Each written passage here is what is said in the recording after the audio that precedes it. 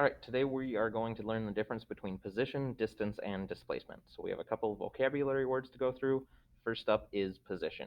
You should have a good intuitive understanding of position. It's just where something is located. But for this class, we'll be saying position is relative. So that means you always want to give the position or the location of an object as it relates to something else. So if we look at this example here, we have Abby's house, Belle's house, and Chad's house. So we would say Belle's house is 2 kilometers away from Abby's house, or Belle's house is 3 kilometers away from Chad's house. That's how we would say the position. And we also want to include a direction with it. So if we're talking Abby's house here all the way on the end, so Abby's house is 2 kilometers left of Belle's house. We could also say relative to Chad's house, it is 5 kilometers to the left.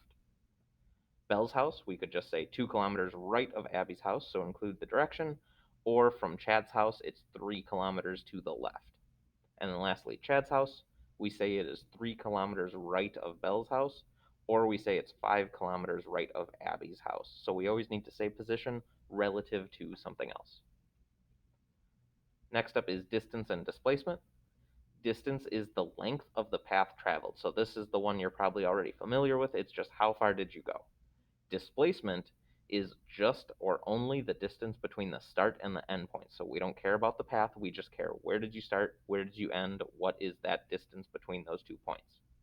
Both of them, distance and displacement, need units, so our units would be like meters or feet or miles or centimeters, some unit of length, but displacement, it also needs a direction.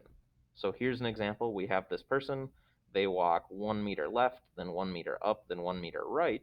Their total distance traveled here, they went 3 meters, but their displacement, they just moved 1 meter up from where they started. So our distance then is 3 meters because they went 1 plus 1 plus 1.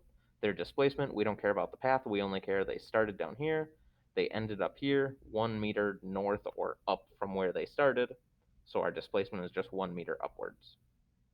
Notice again, both have a unit, meters, meter, but displacement needs a direction on it.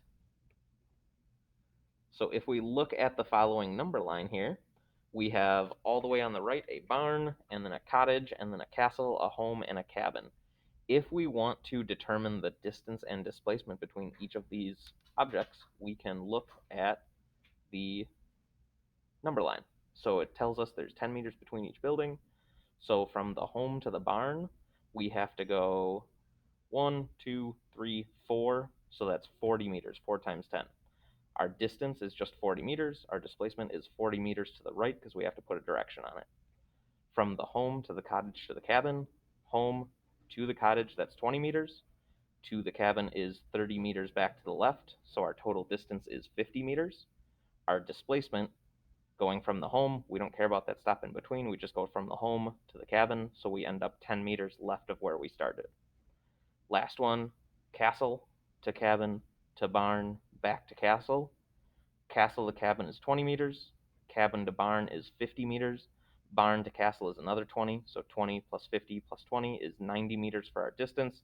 Displacement, we start at the castle and end at the castle, so it's just 0.